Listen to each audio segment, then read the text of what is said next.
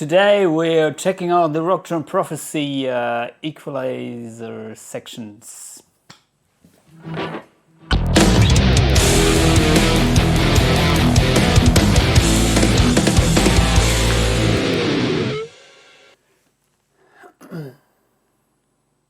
I got a couple of questions regarding my videos about the Rocktron Prophesy preamp.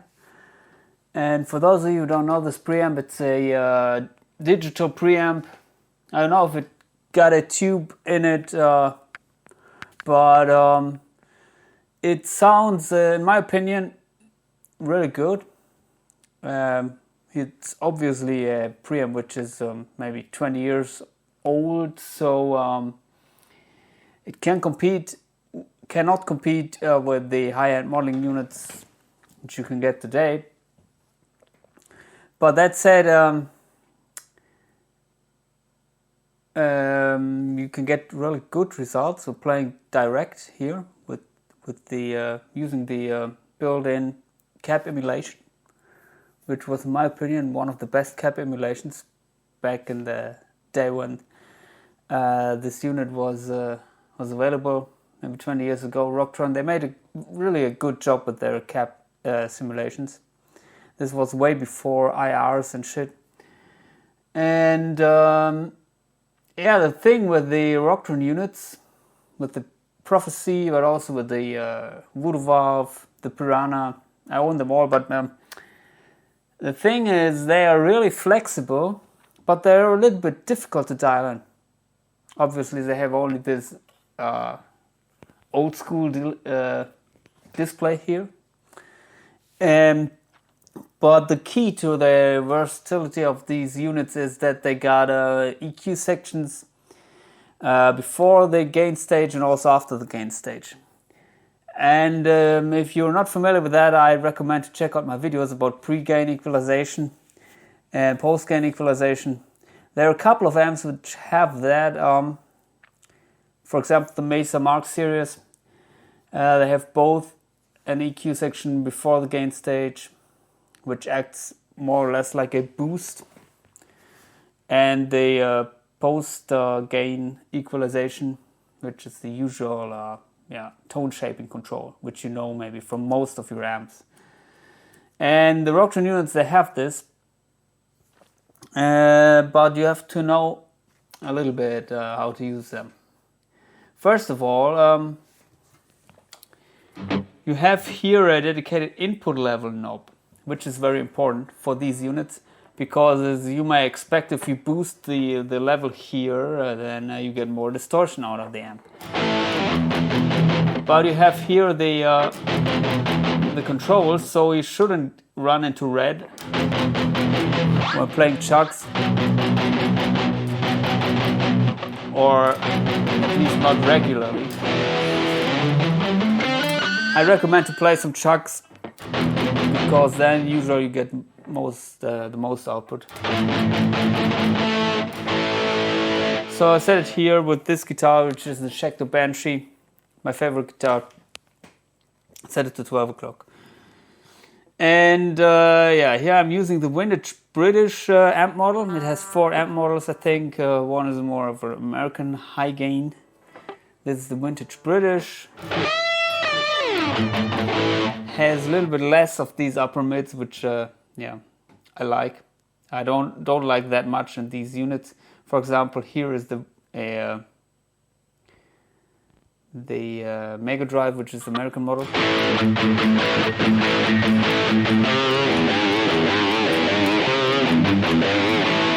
Sounds also nice, but it has a little bit too much of these percussive. So I like this. Anyway, I'm here to show you the equalization. So you have to go to the first page, where you find the pre-gain equalization. It's called pre. I don't know if you can see it, but it starts with pre-LF, which means pre-low frequency. You have 2 controls here. One is the gain control of the low frequency, and one is the frequency control. And currently I'm reducing the 85 Hertz, which is basically I think it's acting like a cutting low frequency preamp, because you don't have the EQ control here, or at least it's a shelf, so it's reducing everything below this 85 Hertz frequency, or the frequency you're dialing in. So basically I'm cutting the lows, which most people do in front of the amp a little bit to reduce unwanted flubbiness. You can go a little bit higher, around 110 Hertz. I said at max minus 15. Yeah. So that is what I would do here when you want a tight high gain tone. Just reduce the lows. First step. Second step is you have the mid frequency, which is usually the range which people are boosting with a pedal. For example, if you use a tube screamer pedal, it's boosting around the maybe 700 or 800 Hertz, small peak. And here we have the three controls: the gain control, of course, the frequency control, and also the bandwidth control. And here's the thing with the bandwidth.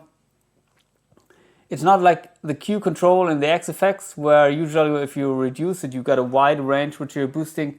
It's the opposite, because it's a bandwidth. And here, if you're setting it higher, then it's, basically you get a wider range you're boosting.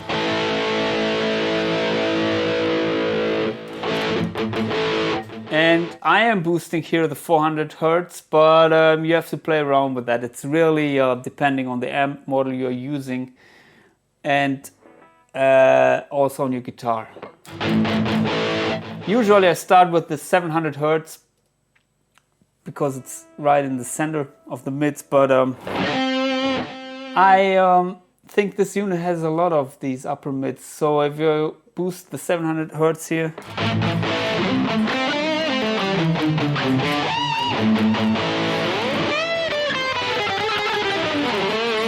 it's not a bad tone, but I'd rather like to boost a little bit more of the lower mids.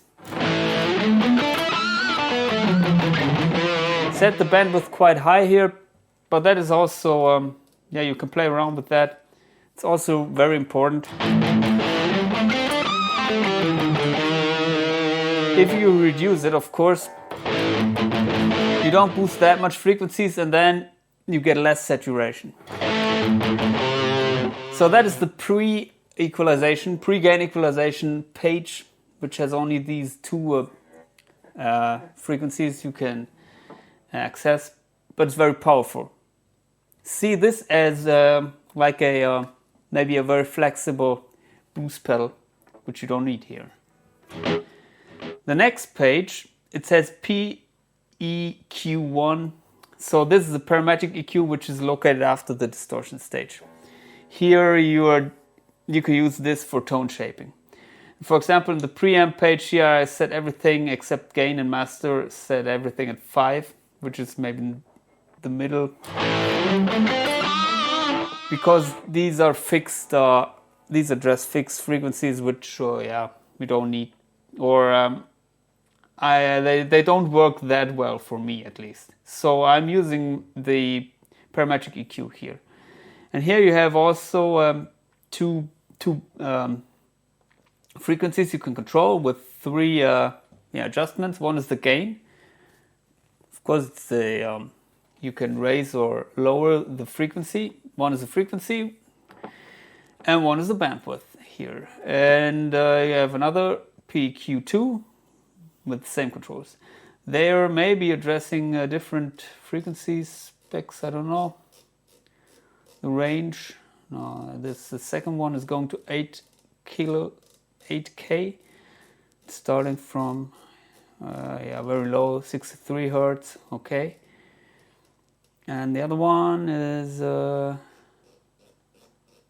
maybe the same, addressing the same frequencies. Yeah, so you're very flexible with that.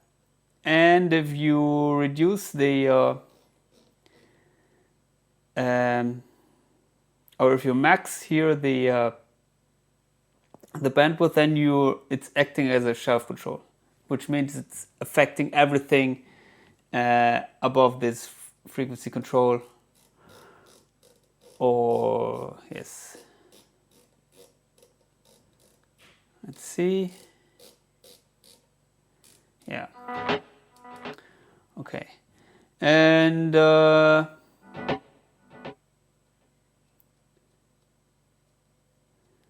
let's go to the next page. Here it says GE, which means usually it's maybe a graphical EQ, but I don't know why, because it's basically also a parametric EQ, in my opinion, because they have also here the control over the these three parameters, the gain, the frequency, and also the bandwidth. So I don't know why they call it GEQ.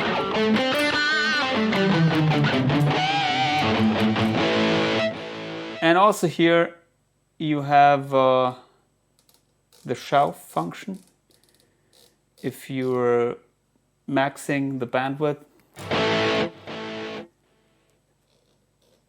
And yeah, so yeah, to me you have 4 parametric EQs after the gain stage here, which is very powerful. As you can see here, I don't use this one, it says 0, because then it's doing nothing with this frequency here, with the 3K. I'm reducing the lows here a little bit, 68 Hz, which doesn't do that much. I'm reducing the mids around 800 Hz drastically.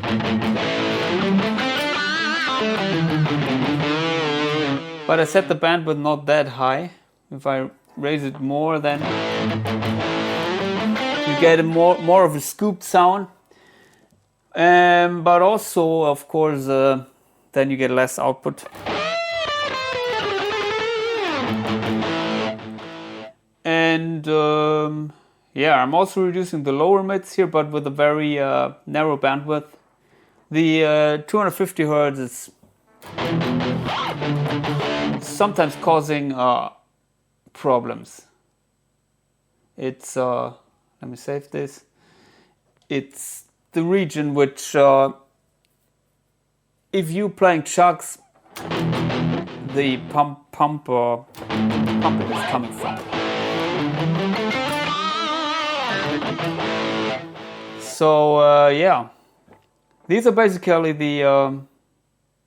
the equalization controls, except the bass, middle, treble presence control of the amp model, which you can of course also use and combine. And yeah, you have to know which effects the certain frequencies have. So that is maybe the reason why many people find this thing difficult to use, because yeah, if you don't know that 3K is maybe the upper mids, which is maybe the edge of your high gain tone, then you cannot use it. You have to know which frequencies are having which effect on the tone. But that said, then these units are very flexible. One thing which maybe I can show you is also the cap emulation has some powerful controls which are affecting the sounds you have here, the speaker simulator. Currently I'm using the 12-inch, which is maybe, yeah, as you may know, popular for high gains.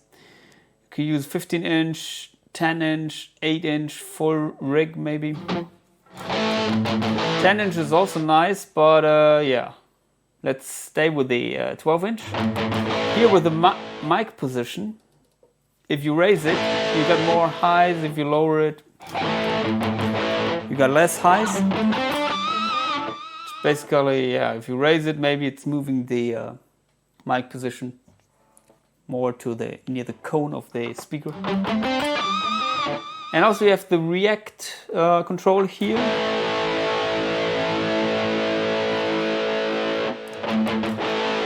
Which basically, if you're moving the mic nearer to the speaker, then you got more bass. If you raise it, you got this maybe bass or sub bass. Be careful with that, but it's also, yeah, it's also maybe working like a high or low shelf frequency boost. And I have to say, the highs sound a little bit artificial in this unit. Does it affect the live tone? Yes, of course, but maybe in a live situation it's not that important, because I found out that at high volumes these things sound great. If you're playing these units through a power amp, 2 power amp, maybe in a 4x12 conventional, and of course you don't use the speaker emulation here, but then you will get really great results. The effects are also nice, yeah, but yeah, I hope you can get something out of this video when dialing in tones here. In the other units, Rocktron units, Voodoo Valve, Chameleon, it's similar. They don't have exactly the same EQ layout, but or I don't know exactly if I think they're a little bit different, but the idea is the same. They have this pre-gain EQ and also the post-gain EQ. Everything parametric if you want it, so very flexible. So please subscribe to my channel. I hope to see you soon. Goodbye.